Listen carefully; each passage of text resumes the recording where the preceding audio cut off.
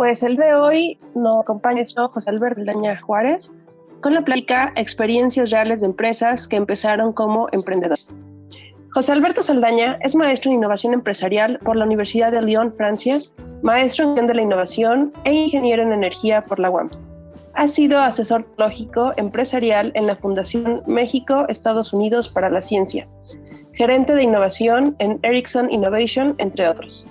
Ha dado cátedra en temas de innovación en la Universidad Panamericana, la UVM, Unitec y UPIXA del Instituto Politécnico Nacional. Ha sido juez evaluador en eventos como Cleantech Challenger, Premio Santander, Incubadoras VM y UAC y Canal 11 en el programa Escaparate de Ideas.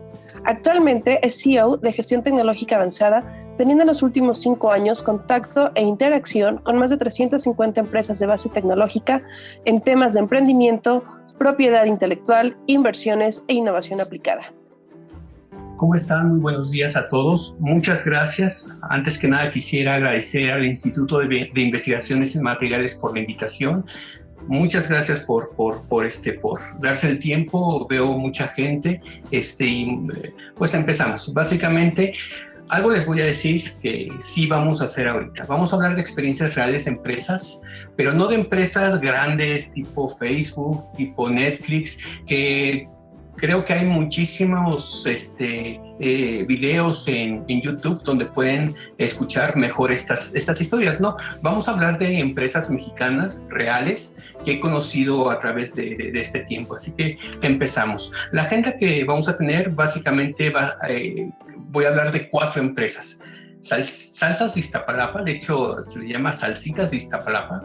Bueno, veo que hay gente que no es de aquí de México. Salsas es básicamente un producto picoso mexicano. Bueno, voy a hablar de salsas mexicanas. Este emprendimiento en particular me interesa mucho platicar de él porque habla de crisis. Voy a hablar un poco del Boxy, un poco de la Casa de Toño. Tuvimos la oportunidad de hacer un estudio con ellos hace un par de años. Voy a platicarles de ellos y de Wisner. Así que empezamos. Me hicieron favor ya de presentarme, así que voy a entrar de lleno a lo que son las salsas de Iztapalapa. Un poquito como contexto, yo di clases en varias escuelas. He dado clases en Unitec, en la Universidad Panamericana, he dado clases en UPIXA del Politécnico, y normalmente hablo de las experiencias que he tenido con diferentes empresas. Hemos tenido relación con muchas empresas, algunas de base tecnológica, otras no, pero esta en particular fue muy curiosa porque más o menos en mi primer año como docente, en el 99, una de las alumnas me platicó: profe, usted habla de emprendimiento, habla de empresas. ¿Sabe qué? Nosotros estamos empezando una empresa, llevamos unos pocos años con esta empresa, hacemos salsas. Lo decía con cierta pena, ¿no? Analizamos su caso dentro de la clase. Ellos producían, cuando los conocí en el 99, 200 salsas diarias, 200 salsitas diarias. El precio de cada salsa era más o menos 7 pesos. Ganaban 2 pesos por cada salsa. Y esto era interesante porque la forma en que ellos vendían, como muchos de los negocios de este tipo, es de que ellos iban casa por casa, incluso entre los puestos en algunos lugares, y decían: oigan, traemos unas salsitas, cuestan 7 pesos, y se los compraba. Entonces la ganancia diaria de ellos eran más o menos 400 pesos. Lo curioso fue que cuando me invitaron a hablar de esto, digamos que este fue el contexto que me dio mi alumna en ese entonces. Cuando me invita a su casa, quien habla es realmente la abuelita, y la abuelita me dice: mire, profe, ¿cómo inició todo esto? Más o menos en el año 94 se vino una crisis espantosa.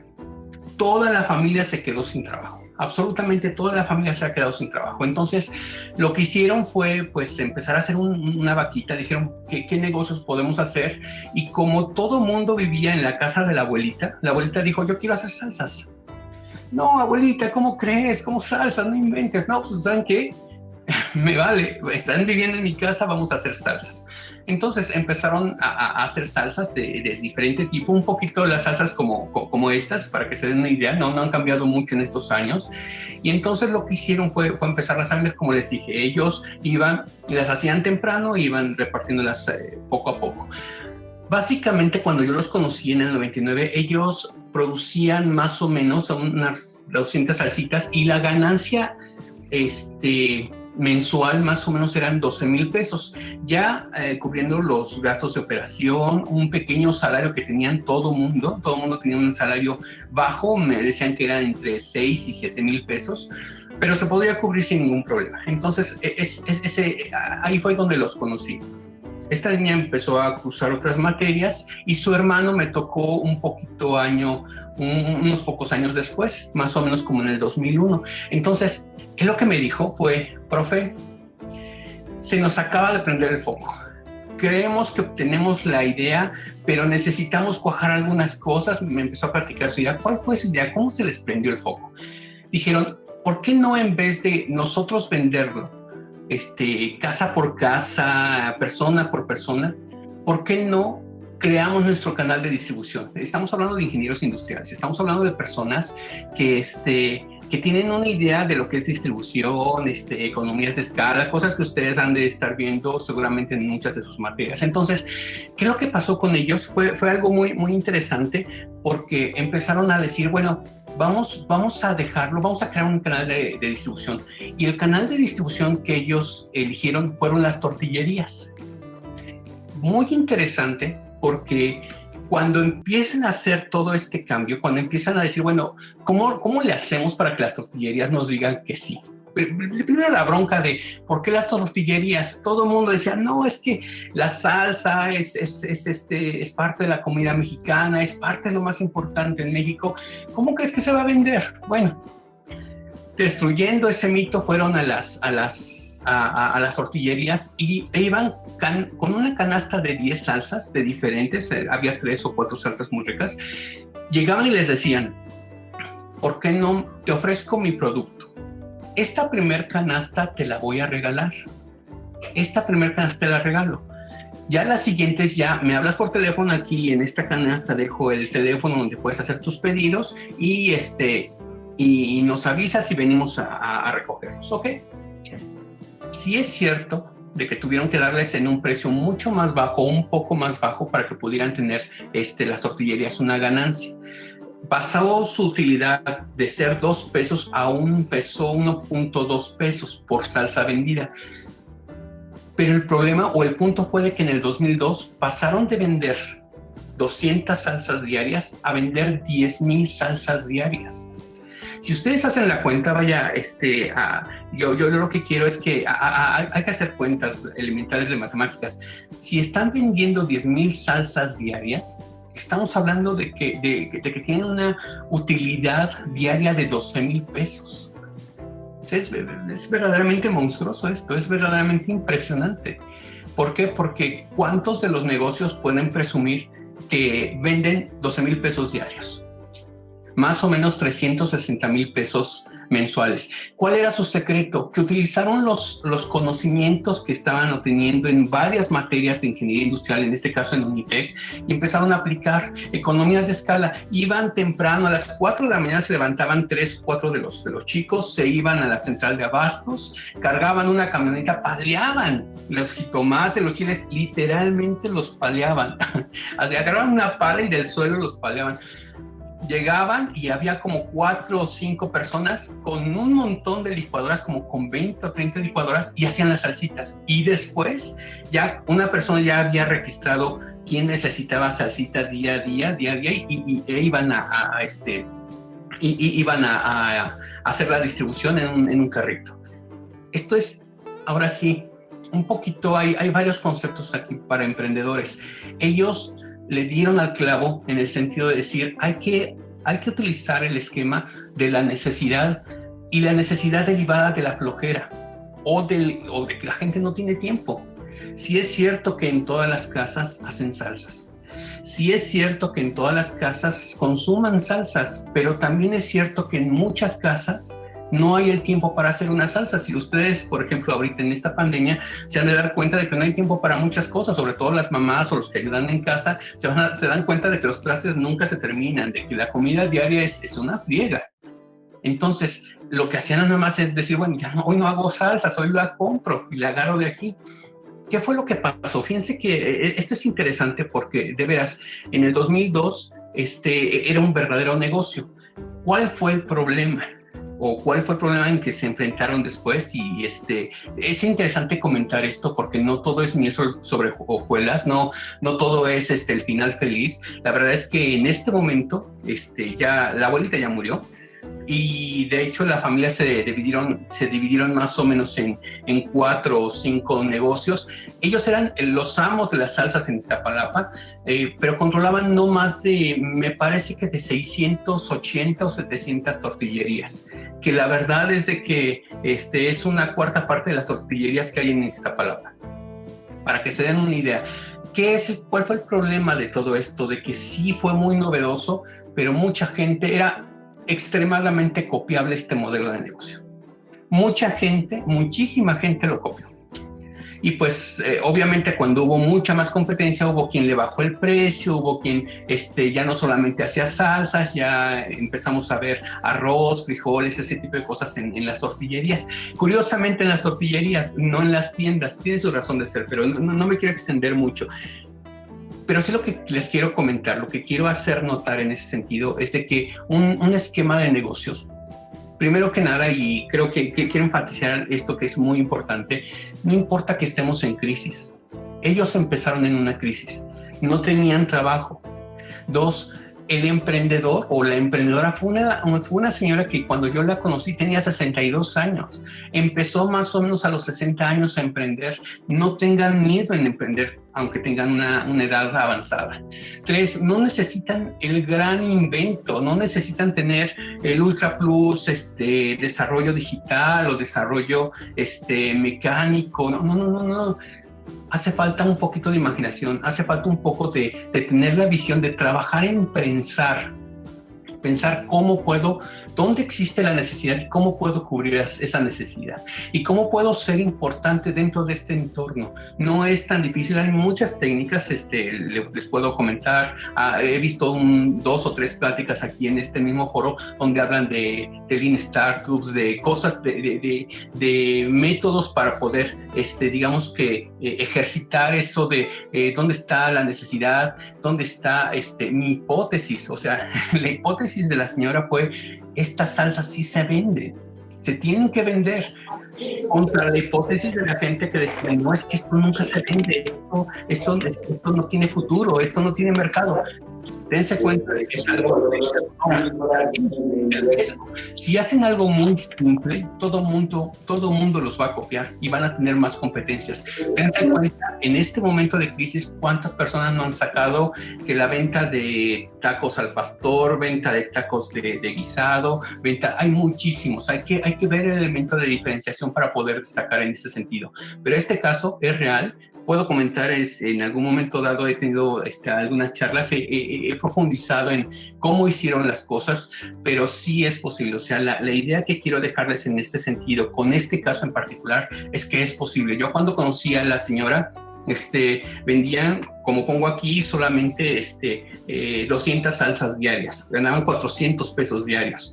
Cuando pues los vi, de hecho me pidieron una licuadora industrial, ya vendían 10,000 salsas diarias, no me la podía creer. O sea, eran más de 12,000 pesos diarios de pura ganancia. Y todos tenían su salario ya un poco más grande, de 10,000, 11,000 pesos. Sí hubo broncas porque se separaron, se enojaron. La gente, el dinero es canijo, y la gente empezó a decir: es que yo merezco más, es que yo hago más que tú, es que yo me levanto más temprano.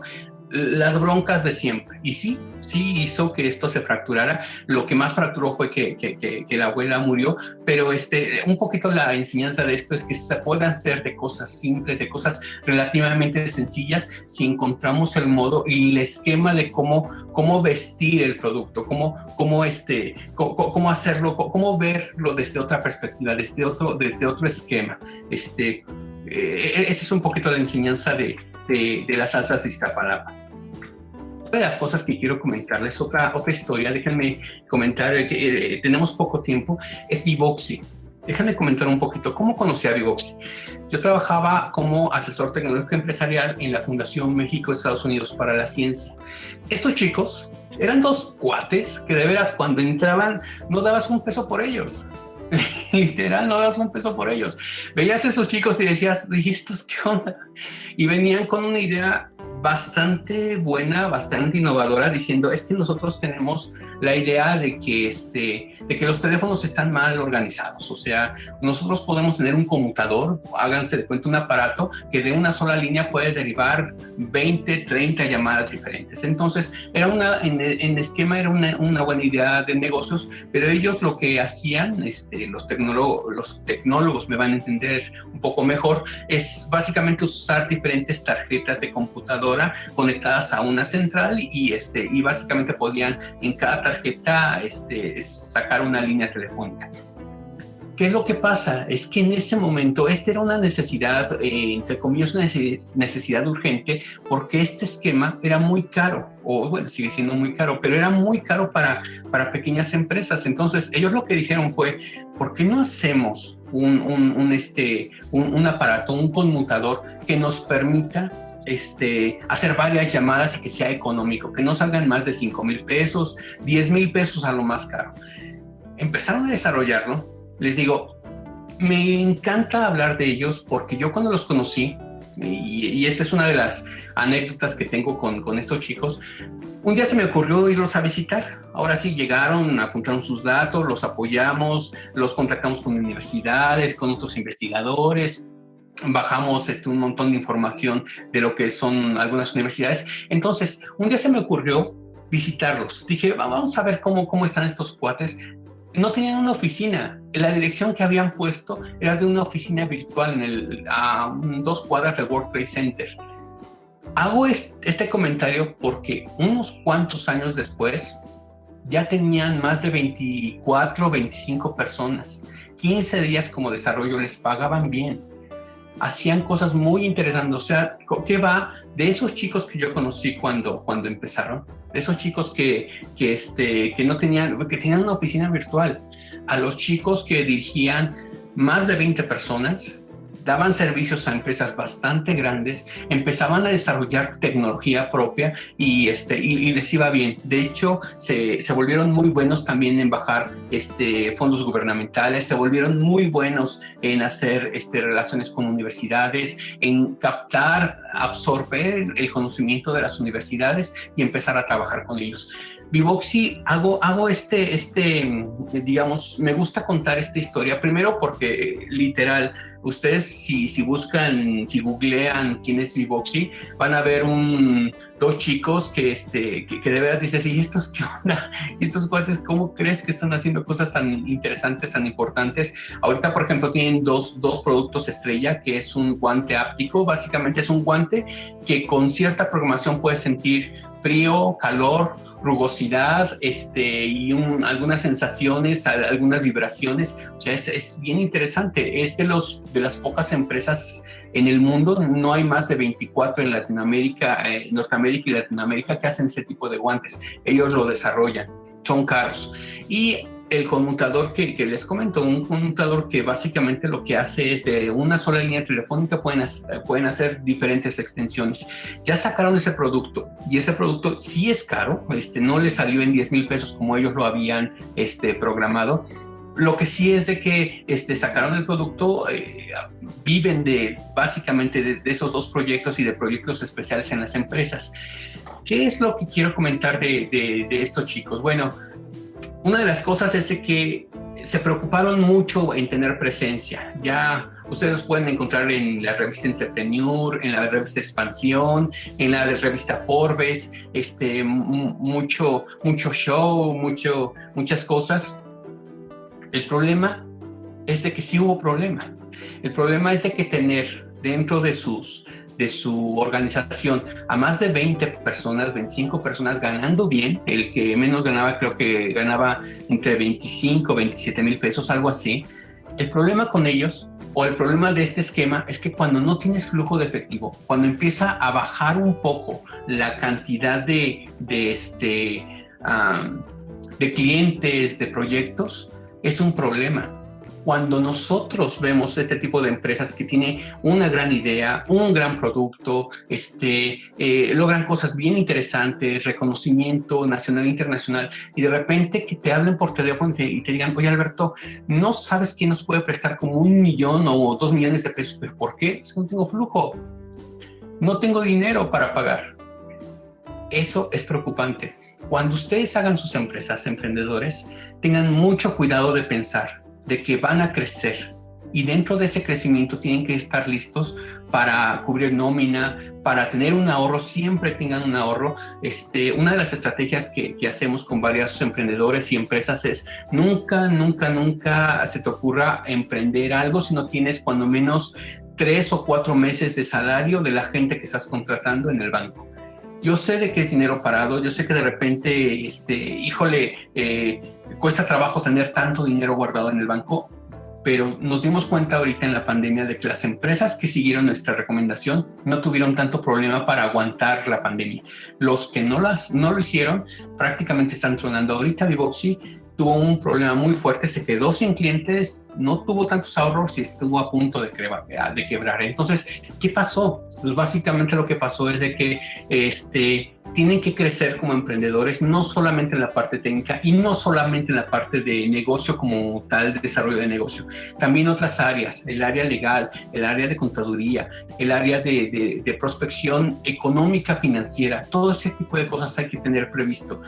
No solamente es cuestión de hacer dinero o hacer buenos productos o hacer buenos proyectos, no es solamente ser famosos. Estos chicos siguen siendo rockstars, o sea, son muy buenos.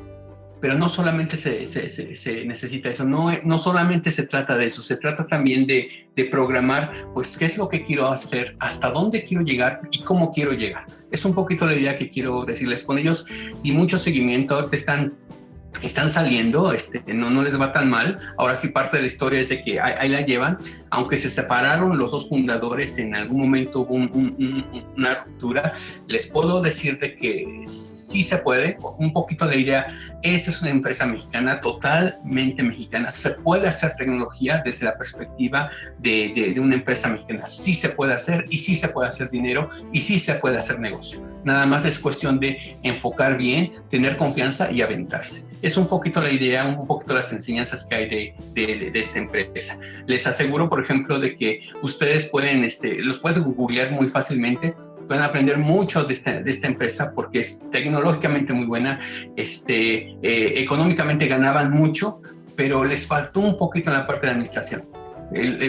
Ahora sí, no se experimenta en cabeza ajena, pero créanme que este tipo de enseñanza nos puede salvar en algún momento dado. Déjenme ir con la otra historia. La Casa de Toño. A nosotros nos llamaron hace más o menos 2 años para hablar precisamente de cómo podían mejorar, cómo podían cambiar el entorno, se podía cambiar el entorno o la visión de la Casa de Toño. Hay todo un contexto muy curioso en Casa de Toño, porque de hecho conocimos al señor Antonio, un tipazo, de veras, de esa gente que conoces y dices, wow, este tipo es verdaderamente impresionante. Nos recibió súper bien, platicando sus historias, platicando varias cosas. El entorno de la Casa de Toño, hay muchas personas que ya saben un poquito de la historia, pero pues, hay detalles que mucha gente no conoce. De las cosas que me llamaron mucho la atención, por ejemplo, es que el señor Toño en alguna ocasión nos comentó porque éramos dos, 3 personas que estábamos haciendo este estudio, y nos dijo, no hombre muchachos, ahorita con tantas cosas de emprendedores y de personas, y de veras que cómo me gustaría decirles de que sí es cierto, ahorita nos va bien, pero al principio estuvimos a punto de caer a la bancarrota. Y le decíamos, ¿por qué, señor Toño? Y decía, es que la verdad, no nos iba mal, pero había poca gente. Sí, súper consentida, llegaban, y él mismo llegaba y los atendía y les decían, vénganse, acomódense. Tiene un servicio verdaderamente impresionante. Pero ¿qué fue lo que pasó? Al principio tenía poca gente, como muchas de las personas que ustedes están desarrollando cosas, de repente se desesperan porque dicen, tenemos en este caso un buen pozole, tenemos un buen servicio, la persona era súper amada, pero pues había poca gente. Entonces, de las primeras cosas que hizo, y a veces me da gracia decirlo, pero es verdad, pues el párroco de Legaria, iba ahí con él y un día le chilló así literalmente, no, padre, lo que pasa es de que no viene la gente, se me están saliendo las cuentas, no llego, padre. Entonces el padre lo que le dijo fue, oye hijo, ¿y si te traigo a toda la congregación? Si le digo a toda la congregación que venga a comer y que sea habitual que vengan a comer, no, padre, les doy un superprecio y no sé qué. Eso fue lo que pasó. Básicamente ahí veían, hubo un tiempo en que ahí veían a monjas, a monaguillos, a los padres. Sí, es cierto, esa es parte de la historia. ¿Y por qué es parte de la historia? Porque a veces en los negocios que uno emprende, en los negocios que uno vemos, a veces uno se imagina de dónde tenemos que agarrarnos para sobrevivir. Ahorita mismo hay varias empresas que me están diciendo, es que no la veo, estoy en el punto de la bancarrota, ¿cómo le hago? Y no quiero regalar mi trabajo. Bueno, un poquito de las enseñanzas de Casa de Toño es, pues tuvo socios estratégicos, tuvo gente estratégica que le dio el elemento de subsistencia. El siguiente punto, y este es sumamente importante porque de hecho es parte de lo que no me cree cuando asesoramos a empresas tipo restaurantes, ese tipo de cuestiones. Le costó al señor Toño muchísimo trabajo hacer de algo personal algo impersonal. ¿Qué era lo que pasaba? La gente iba por él. La gente preguntaba por el señor Toño. ¿Por qué? Porque el señor Toño se desvivía, los atendía bien, los apapachaba, les daba más calditos, sí. Pero una sola persona que es, digamos, orquesta, que es señor orquesta, pues no le da la vida para atender a más de 50 personas.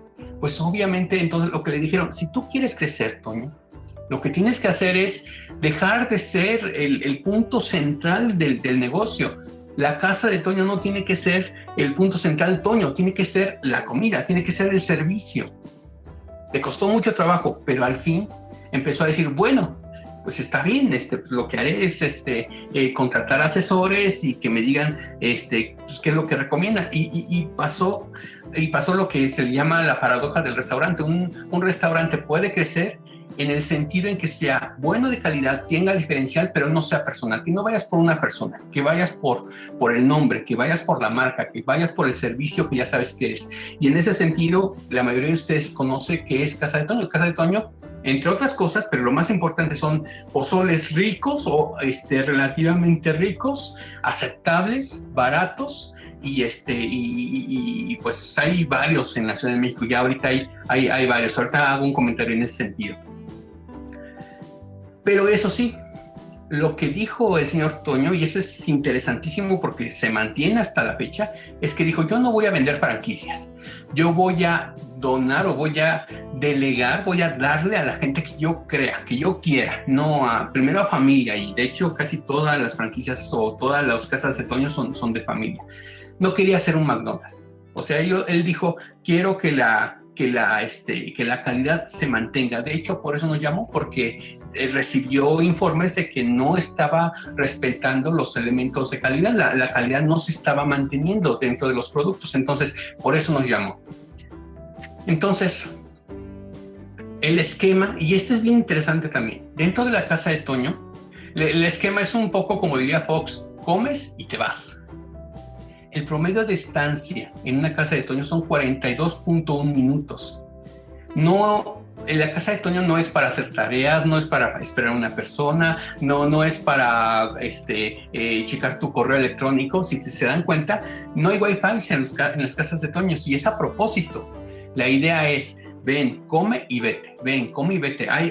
Creo que vi a dos personas que son de Guadalajara, muy, muy parecido a los negocios de las carnitas de salsita, donde te atienden en menos de 5 minutos, ya tienes tu pedido, comes y te vas, comes y te vas, comes y te vas. Es un poquito esa idea. Mientras más gente tenga, mejor.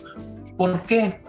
Porque se dieron cuenta de que ahora sí, un poquito, una pregunta, ¿ustedes creen realmente que se gana mucho en los pozoles?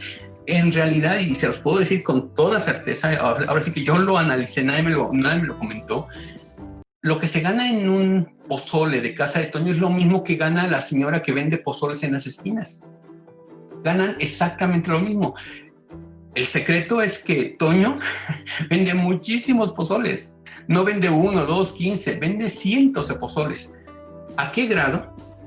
Ahora sí, decían, y es cierto, que más o menos en el mejor momento o en los mejores momentos, en los fines de semana, llegan a estar entre 2,000 y 2,500 personas diariamente en una casa de Toño. No en todas, obviamente, hay diferencias en cada una de ellas, pero 2,500 comensales es muchísimo. Muchísimo. En Vips el promedio son 600, 700, para que se den una idea más o menos. Otra de las cosas que es bien interesante y poca gente lo ve, es de que la renta mensual, o sea, cada casa de Toño le tiene que dar a la familia de Toño una renta mensual por local. La renta mensual es de $1,000,000. Es una renta, es como un permiso por utilizar el nombre, es $1,000,000. Puedes decir, qué caro. Bueno, si los ingresos promedios mensuales son aproximadamente $5,000,000, $4,900,000, entonces no es tan caro. Si vemos de que la ganancia real de cada casa es más o menos $1,750,000, entonces entregar $1,000,000 no es tan caro. No hay muchos negocios de comida que tengan esto. Y quiero comentar esto, hice todo este contexto, toda esa historia, porque agarramos la onda. Solamente venden pozoles. Sí, venden flautas, venden otras cositas, el flan de la abuela, lo que quieran, pero esencialmente son pozoles. Hizo un emporium de negocio de pozoles. ¿Se dan cuenta? Es que eso es lo que a veces uno dice, caray, ¿en serio estamos hablando de pozoles? Sí, también hay un emporium de otros cuates que hacen tamales, que van en un carrito, más bien en una bicicleta, y o sea, hay ese tipo de emporiums de cosas relativamente sencillas. Casa de Toño es el ejemplo de que se pueden hacer emporiums de cosas simples. El negocio esencialmente de los pozoles es un ejemplo de que no necesitas una gran idea, una gran innovación, sino la idea de cómo puedo acomodar las cosas, cómo me asesoro, de quién me puedo asesorar y cómo puedo crecer para que esto empiece a resultar de una manera eficiente. Es un poquito la idea. Fueron emprendedores. Otra vez, los 3 ejemplos que hemos visto hasta ahorita empezaron de prácticamente cero. Empezaron de nada. Una persona en crisis, la otra persona con una idea tecnológica. Toño también, casi todo el mundo sabe la parte de que estaba estudiando leyes, vio que no era lo suyo y empezó a vender pozoles. O sea, son ideas de negocio que realmente empiezan de prácticamente cero, de prácticamente nada, y empiezan a madurar esa idea de negocios. Para terminar un poquito con estas historias, esta historia me fascina. Esta historia me fascina. Weisbird. Primero que nada, les voy a comentar un poquito del contexto de esta historia. Yo conocí, antes de conocer a la dueña, hay 2 dueños, esta Cristina y se me fue el nombre del alemán, pero bueno, esa pareja es dueño de Weisbird, son dueños de Weisbird. Lo interesante de todo esto es que yo antes conocí al papá de Cristina. Y el papá es un cuate que es un contratista grande del metro y de varias cosas. Bueno, cuando tomamos el café después de trabajar un rato y ver su negocio y los proveedores y un montón de cosas, me dice, oiga, Alberto, ¿usted tiene hijos? Y yo le dije, sí, tengo una hija muy chiquita. Me dice, híjole, pues me vas a entender.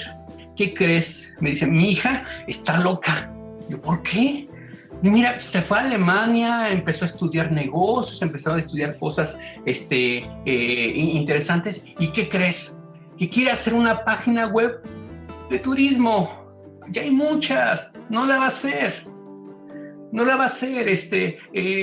Se va a ahogar en su propia idea de negocio. Eso no es negocio.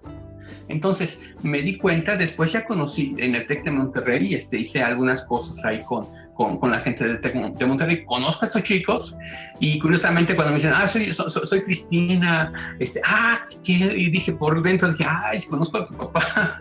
Bueno, el caso es que estos chicos dijeron, la idea es fácil, nosotros somos patas de perro, nos encanta visitar, ella y su novio les encantaba, en Alemania les encantaba visitar 1000 lugares, llegan a México y empiezan a visitar también 1000 lugares y no encuentran una plataforma de recomendación de sitios. Entonces se les hizo extraño como en un país como México no se podía pues tener un lugar donde se pudieran encontrar experiencias. Entonces, la idea de negocio, con todo este contexto, con la presión del papá, con la presión de que el gran empresario le dijo a la niña, es que no la vas a hacer, con todo eso, esta niña dijo, bueno, vamos a armar una idea de negocio. No es solamente mostrar experiencias, que ya simplemente ese hecho ya es interesante, sino la idea de negocio inicial de Experiencias Wismir fue, a ver, otra vez, el negocio de la flojera. A ver,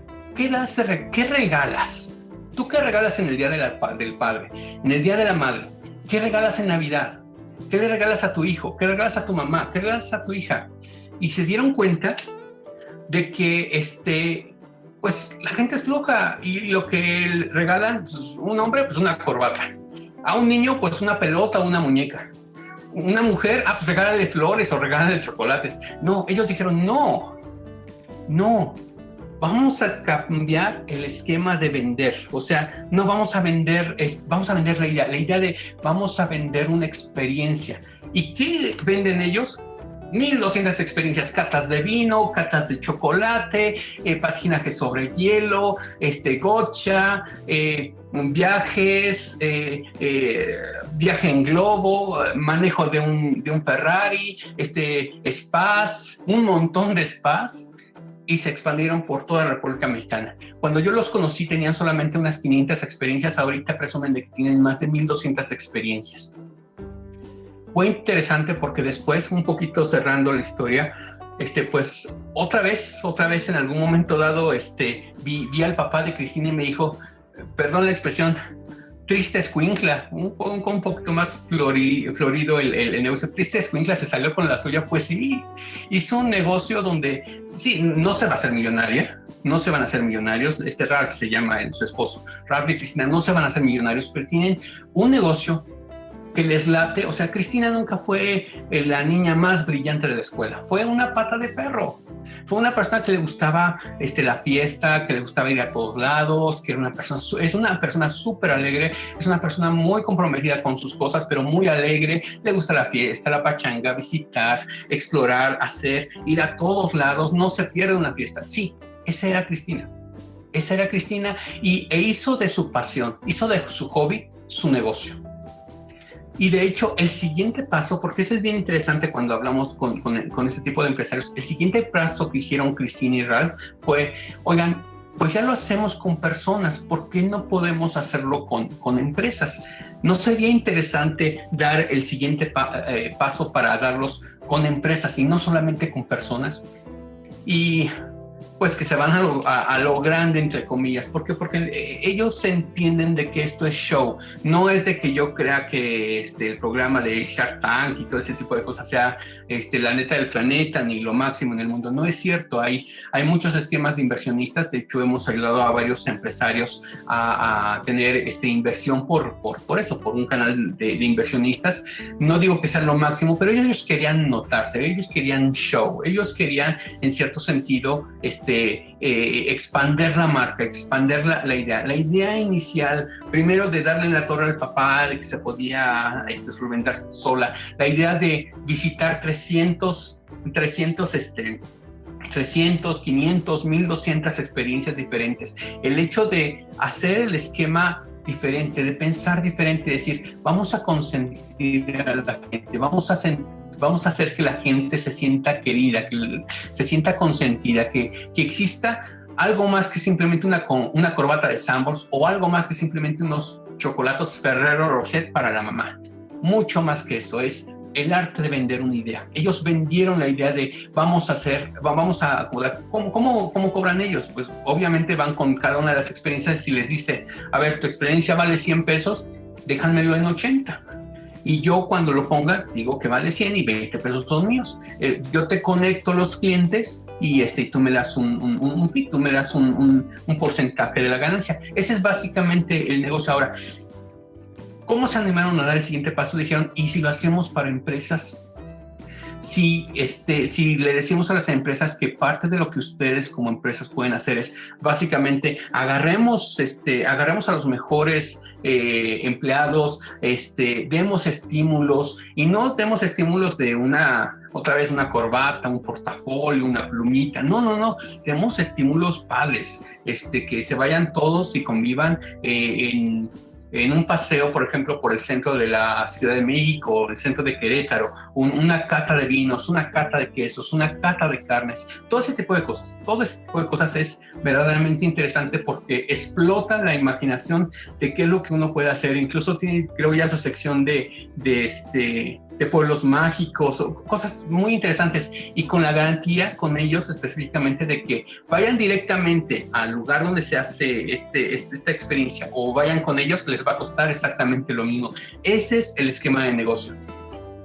Subirlo o hacerlo a un nivel ya más empresarial fue todo un reto. Les digo, se metieron al programa, hicieron su presentación, consiguieron un tiburón, el show, sí, fue show, básicamente. Entonces, ahorita están en otro nivel. De hecho, ya ahorita Ralph, ya me comentaron la última vez de que ya Ralph se regresó a Alemania y está viendo gimnasios, está viendo otros esquemas de negocios muy, muy interesantes.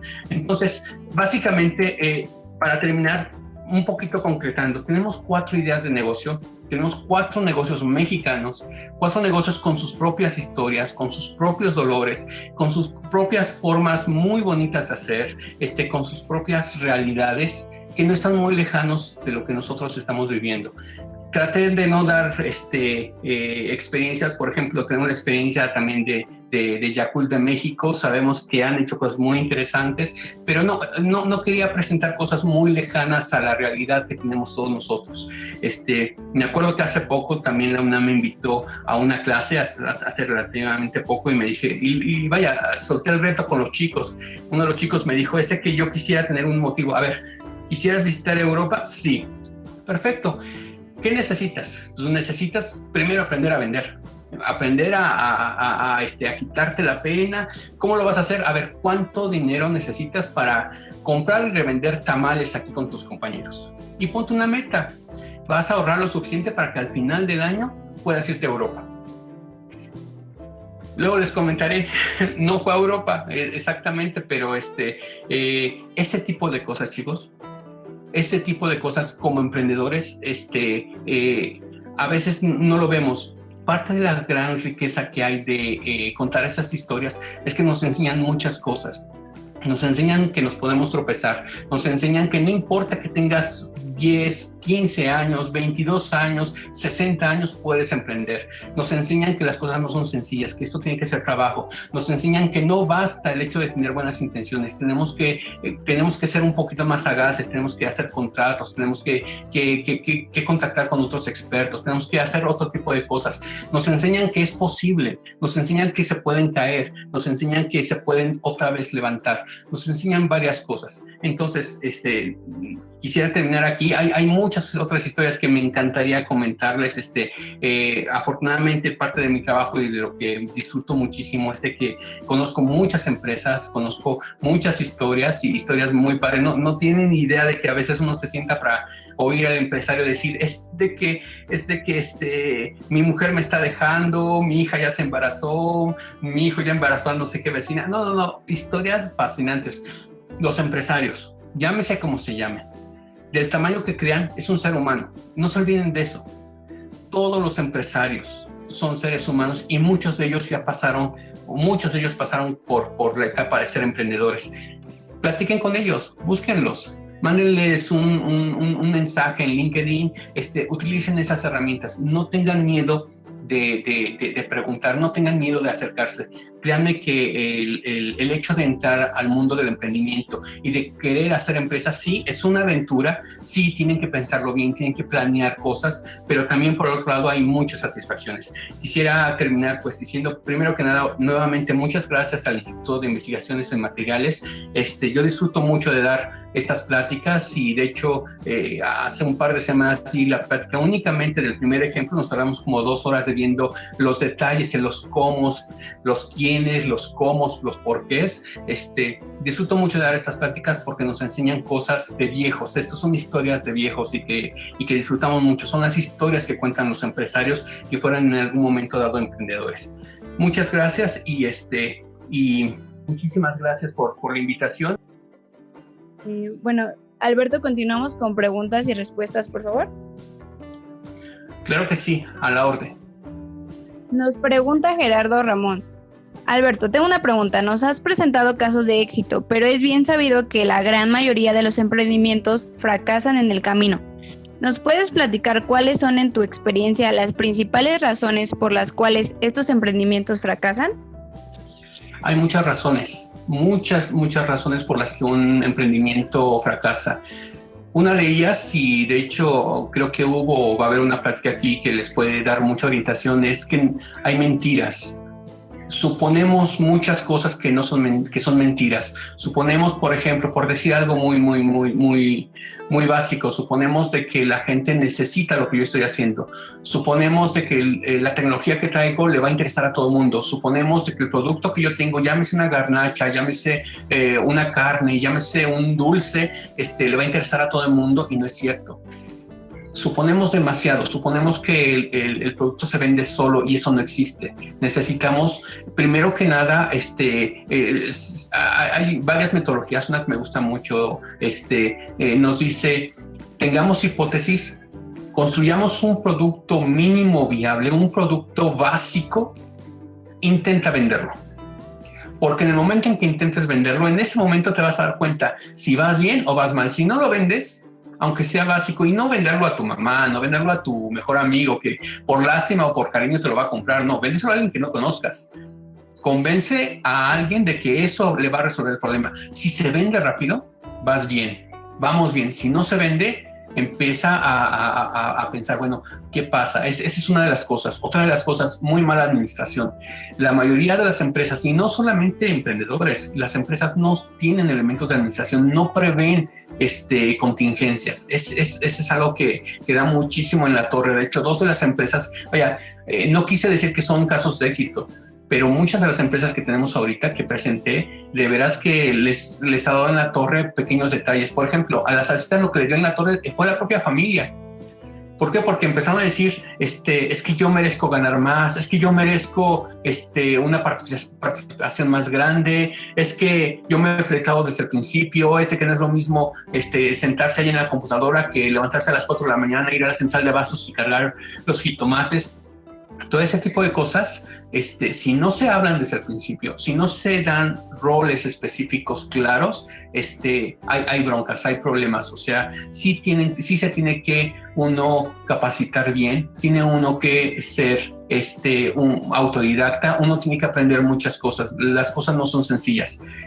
Cualquier cosa te puede derrumbar, desde tu socio, desde conseguir un buen socio, desde conseguir una buena esquina para tus tacos, una buena salsa para tus cosas, una buena tecnología, un buen cliente. ¿Cómo le llego al cliente? Mucha gente le da pena vender.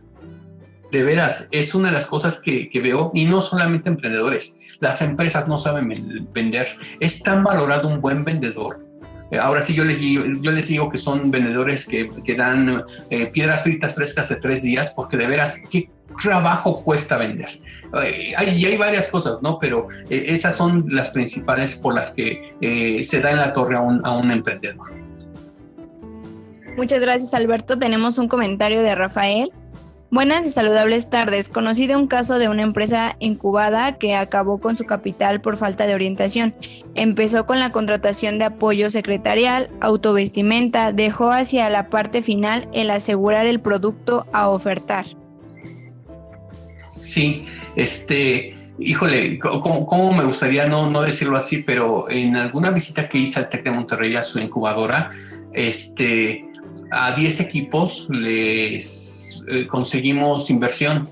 Y 7 de los 10 equipos, por ejemplo, se compraron carros del año, se compraron grandes oficinas, extraordinarios muebles, y se les fue el dinero y querían más dinero, y así no son las cosas.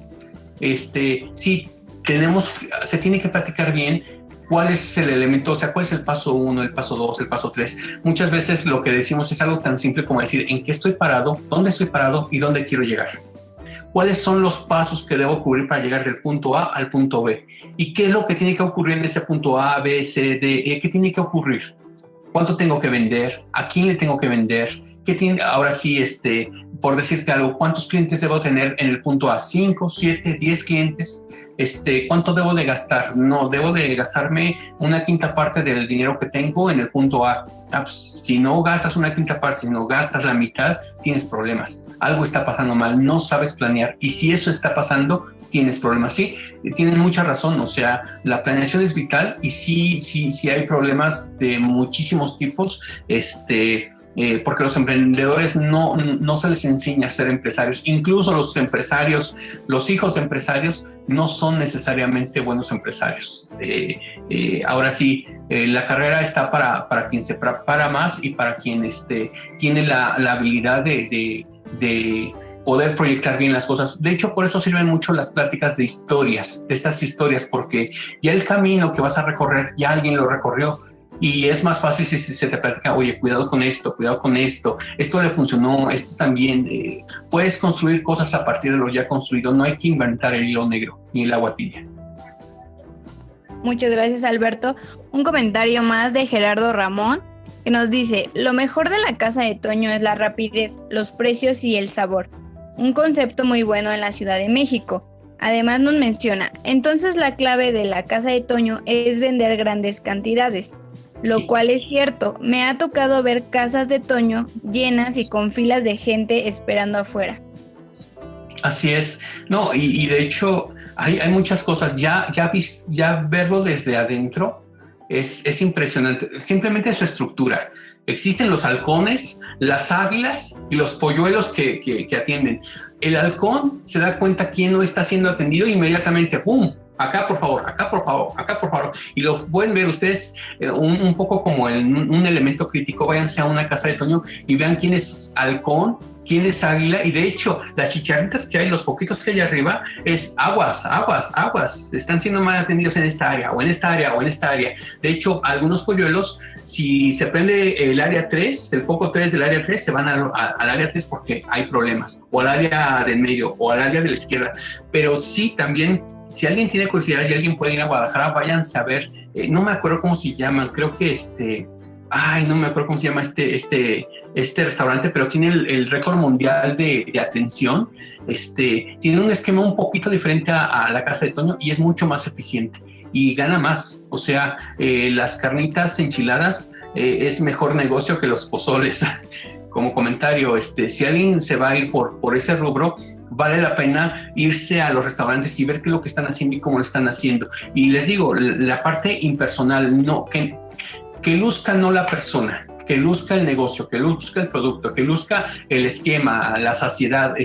Yo cuando voy a la casa de Toño, la verdad es que, perdón la expresión, trago. Me gusta mucho el pozole de la casa de Toño. No es el mejor, pero es aceptable, es muy rico. Las quesadillas, el flan, hay cosas que se pueden destacar y tienes razón. O sea, la rapidez, el sabor, incluso la marca. Parte de lo que comentábamos en algún momento dado, y es cierto, es casi lo mismo irte al mercado a echarte un pozole de 45 pesos o a casa de Toño con un pozole de 55 pesos. Pero te da más caché irte a una silla bien atendida y que te traten como rey a irte a un mercado, donde a veces hasta te fruncen la boca por 2 tostadas más, por ejemplo, ¿no? Ese tipo de cosas son interesantes a analizar. Perfecto. Rafael Espinosa nos pregunta, ¿se requiere de estudios de mercado necesariamente para potenciar la utilidad de un producto? Mira, depende mucho del producto, muchísimo del producto, pero otra vez, uno se basa mucho en hipótesis. Si tú crees una cosa, valídalo. O sea, valida, si tú crees que vas a tener, que en un lugar no necesitas estudio de mercado y tú crees que en ese lugar vas a vender, un día párate en ese lugar y ponte a vender. Y valida que realmente vendes. A veces eso es suficiente, a veces no. A veces sí necesitas ir con un profesional que te diga, bueno, vamos a levantar un estudio de mercado, vemos los clientes potenciales, vemos si pasa gente por aquí, quiénes son tus competidores, qué productos son semejantes al tuyo. Depende mucho del producto, mucho. Si es una, por ejemplo, también pasa mucho me decía una señora que vende tamales, es que Alberto, me puse en un lugar, empecé a vender muchísimo y muy bien y de repente una triste señora se pone enfrente de mí y los tamales los da un peso más baratos. Y le dije, ¿tú qué hiciste? Pues le bajé otro peso más. No hagas eso. Habla con la señora de enfrente y diles, no bajes el precio, tengamos el mismo precio. Y hagamos de esta esquina la esquina del tamal, porque va a venir más gente, porque si hay 2 o 3 puestos de tamales en una sola esquina, es interesante. Algo están haciendo bien. Váyanse a la esquina de Tamaulipas, a la esquina del Chilaquil. Ya alrededor hay muchos locales. ¿Por qué? Porque hicieron ese esquema de no bajemos los precios a lo tonto. Vamos a respetar el precio, todos vamos a manejar el mismo precio, vamos a ver cómo nos diferenciamos. Al final del día, la señora del Chilaquil no se da abasto. Les digo, depende mucho. Y la señora del Chilaquil, te lo juro que no es un estudio de mercado. Y la conozco porque ahí a una cuadra estuvo Wishbeer y pasamos a ver a la señora del Chilaquil y Wishbeer aprendió de la señora de los chilaquiles. Nada más como comentario. Dani Cepeda nos menciona, maestro Alberto, ¿tiene alguna recomendación para elegir a un socio? Sí, es que también depende mucho tu producto. Si tu producto, por ejemplo, si necesitas de una persona altamente tecnológica, ten un socio tecnológico. Si tu producto necesita a alguien que te coloque en el mercado y que te garantice eso, busca una persona que realmente te apoye en colocar tu producto en el mercado. Si lo que necesitas es alguien que te dé dinero y que se despreocupe, busca un socio capitalista que te dé dinero y que se olvide de ti. O sea, depende mucho del producto, pero sí, al momento de vender lo que sea lo suficientemente atractivo para que o el socio capitalista o el socio técnico o el socio mercadólogo le seas atractivo para poder invertir un poco o mucho de su tiempo. De hecho, nosotros, por ejemplo, tenemos 2 o 3 empresas que no nos pagan un peso, pero estamos en su participación accionaria y trabajamos eso. Vamos a trabajar trabajamos un mercado, específicamente eso. Vamos a trabajar tu mercado. Y hay otra empresa que no le interesa más bien la parte técnica, la parte de, oye, necesito mejorar este producto, con qué universidad, con qué persona, y empezamos a buscar eso. Les digo, depende mucho el producto, pero en ese sentido yo no tengo ningún problema. Si nos organizamos un día, platicamos de negocios en específico y no me cuesta ningún trabajo el decir el qué. Cómo se pueden hacer las cosas, el qué se puede hacer, el cómo ya es otra cosa, pero el qué no me cuesta ningún trabajo. Este tipo de pláticas nos dicen muchos qués, no muchos cómos. Muchas gracias, Alberto. Jessica Ramírez nos pregunta, ¿qué características en general debe tener un equipo de trabajo para emprender? ¿Y cómo perder el miedo a compartir la idea al equipo, en cuestión de que puedan robar la idea? Muchísimas gracias por la ponencia, fue de gran utilidad. Mira, te voy a dar una sugerencia que se lo doy a muchas de las personas que me dicen lo mismo que tú con respecto a compartir la idea. Mira, la verdad, ahora sí, dos pastillitas de realidad.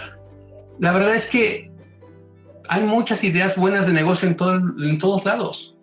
O sea, si yo te digo, ¿sabes qué? Unas carnitas asadas con una buena salsa es una buena idea de negocios. Si yo te digo, no, pues un dispositivo para perros, para que no se pierdan los perros, es una buena idea de negocio. O sea, la idea de negocio no es lo importante. Lo importante es la persona que lo ejecuta. Lo importante es el equipo de trabajo que hace que realmente las cosas sucedan. Eso es lo importante. No la idea, porque ideas hay en todos lados. De hecho, eso sí alabo en los programas tipo Shark Tank o en algunas incubadoras o concursos tipo Clean the Channel, por ejemplo, donde sí, es importante la idea, sí, pero es más importante la persona si realmente tienes la capacidad con esa persona de crecerlo como persona, de crecerlo como empresario. Eso es lo más importante. Sí, olvídate, mira, incluso con los chinos, y lo decíamos con una empresa un poco más grande hace algunos años, Hasid, por ejemplo, tenía mucho miedo de ir a China porque decían, me van a robar los planos, y le robaron los planos, pero se los robaron cuando ya tenía el gran negocio. O sea, cuando no eres nadie, nadie se va a ocupar de ti, no eres nadie. Hay que agarrar la onda y no me lo tomen a mal, no somos nadie. Hasta que no generemos $1 millón o $1 millón, hasta que no vea la gente que realmente tenemos muchos clientes, que estamos haciendo ruido, cuando nos ubiquen en el mapa, ya sí preocúpate. Pero mientras, ni te preocupes, di tu idea. Si tú sabes cómo ejecutarla, es otra cosa. Te puedo decir, por ejemplo, hace poco tenemos hay una idea de negocios donde se venden libros. La verdad es que si te lo digo así, van a vender libros. Pero si te digo de que la idea al final de la idea de negocios es venderle historias, buenas historias vendibles a Netflix, esa es otra cosa. ¿Cómo llego de un punto al otro? Ese es el chiste. Y te lo platico. ¿Por qué? Porque no cualquiera lo puede hacer. Porque las relaciones que haces son otra cosa. El mercado que conquistas es otra cosa. O sea, no es solamente la idea de negocios. Cómo se ejecuta es el secreto. No, la idea de negocios no. Ve, por ejemplo, las salsitas. Son salsitas. Ve, por ejemplo, a la casa de Toño. ¿Qué venden? Un pozole. No es nada del otro mundo. Si yo te dijera, oye, ¿se puede hacer un emporio de un pozole? Ay, no inventes. Sí, de veras. Si no existiera Casa de Toño, dirías, ay, ¿a poco? Si yo veo a la señora del mercado que sufre vendiendo sus pozoles, no, pues hasta que no ves una Casa de Toño no te das cuenta de que los modos, las formas y todas las circunstancias que abrazan a un concepto tan grande como la Casa de Toño hace que eso sea un éxito. Hasta ese momento dices, ah, chihuahua, esto es interesante. Sí es importante tu idea de negocio, pero no es lo más importante. Compártela, no pasa nada. Vas a ganar más en la retroalimentación de muchas personas que lo que vas a perder en la idea. A la gente no le interesan ideas de negocio, de veras. Alberto, muchísimas gracias por tu plática, muy motivante. Quisiera retomar algunos puntos de los que comentaron dentro del chat. Creo que algo muy importante es que para ser emprendedor o para cualquier proyecto, lo primero que necesitas es tener pues la pasión por hacerlo, el compromiso por hacerlo y quitarnos el miedo. Yo creo que de muchas ideas que nosotros nos vamos topando en el camino, nos damos cuenta que al final no era lo que teníamos en un inicio y como comentas, muchas veces el miedo es el que nos detiene, el no saber cómo lo vamos a hacer, pero es precisamente durante el camino que vas sorteando pues todos estos obstáculos y en ese sentido algo que comentaste muy importante, pues ¿cuál es tu propuesta de valor? No es el pozole o no es la salsita, sino cómo lo estás llevando a tu cliente, qué es lo que quiere. Y en ese sentido, pues bueno, dentro del emprendimiento podemos tener como estos casos que hoy nos presentas, retomar algunos otros que hemos tenido en seminarios previos que están tal vez un poco más relacionados con el área científica. Y en todos estos, pues algo muy importante es identificar si realmente es pertinente. No creer que lo que tenemos es un hecho que se va a vender o todo mundo lo necesita. En ese sentido, hay muchos ejercicios que se han realizado. Desde la Secretaría de Vinculación hemos sido parte de estos proyectos en los cuales verificamos la pertinencia del mercado, si eso que tenemos le interesa a alguien, si soluciona un problema, si alguien lo necesita. Y de la mano con lo que comentan de hacer equipo, pues este equipo lo hacemos todos, desde ustedes que tienen las ideas, que tienen el interés, que tienen la motivación, y en las entidades académicas, en las unidades de vinculación, nosotros les hemos externado todo nuestro interés por apoyarlos, por motivarlos, como el ejemplo son todas estas pláticas. Y en este sentido, pues bueno, si hay algún tema en particular en el cual quisieran que tuviéramos alguna plática o un curso, pues sigan nuestros correos, por favor, anímense, estamos para apoyarles desde lo que es la mentoría en los negocios, el emprendimiento, propiedad intelectual, desarrollo tecnológico, cómo llevar a cabo desde la tesis hasta la maduración de la idea. Bueno, pues ya para concluir, me permito leer el reconocimiento. El Instituto de Investigaciones en Materiales de la Universidad Nacional Autónoma de México otorga el presente reconocimiento al maestro José Alberto Saldaña Juárez por su ponencia. Experiencias reales de empresas que empezaron como emprendedores, en el marco del Seminario Industrial del Instituto de Investigaciones en Materiales, Ciudad Universitaria, 23 de septiembre del 2020. Por mi raza hablará el espíritu. Alberto, muchísimas gracias.